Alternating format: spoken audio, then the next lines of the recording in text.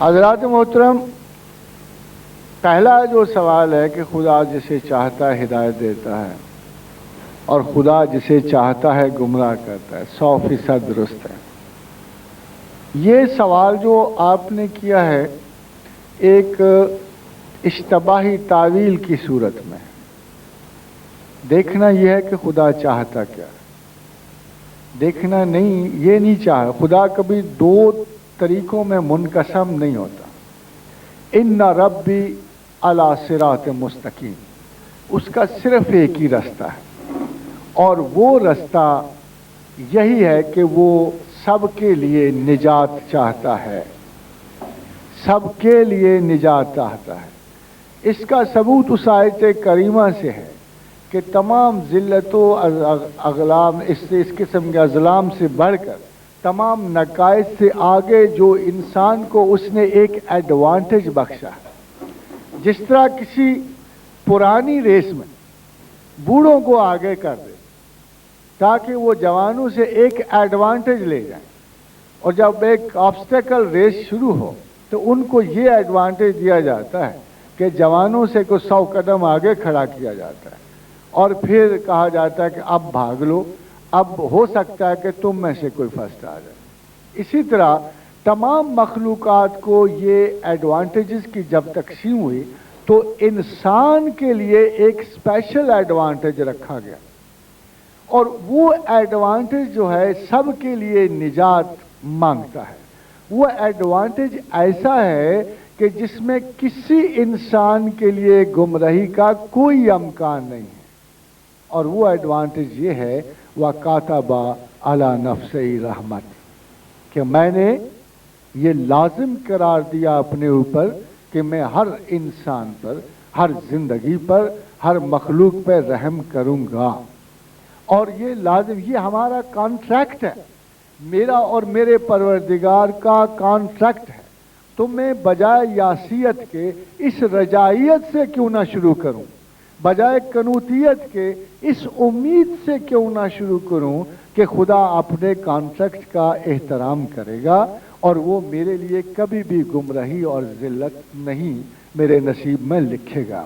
اور یہی بہتر اپروچ ہے۔ اگر آپ اس پہ شک کرنا چاہیں تو آپ خدا پہ شک کر رہے ہیں،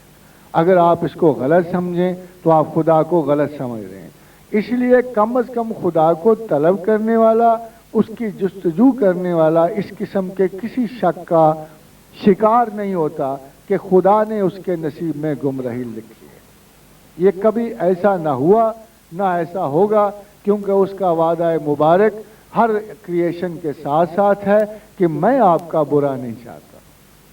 اور یہ دوسری آیت میں اللہ تعالیٰ نے فرمایا کہ جو تمہیں بھلائی پہنچتی ہے وہ مجھ سے پہنچتی ہے، اور جو تمہیں برائی پہنچتی ہے تمہاری اپنی ذات سے پہنچتی ہے۔ تو دونوں قوانین کو تقسیم کر دیا کہ خیر و شر کا خالق تو میں ہوں۔ دیکھیے آپ کے اس سوال کا ایگزیکٹ جواب آ کہ خیر و شر کا خالق تو میں ہوں، مگر میں نے اپنے لیے خیر کا رستہ چنا، میں نے تمہارے لیے بھی خیر کا رستہ چنا ہے۔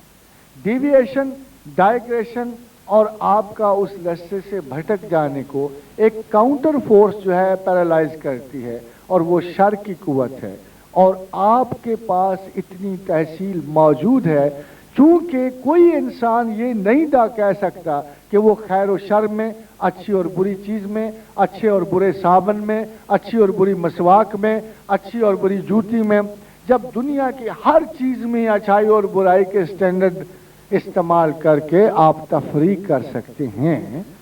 تو پھر خدا اور شیطان کے تناسب میں آپ کیسے فرق نہیں کر سکتے؟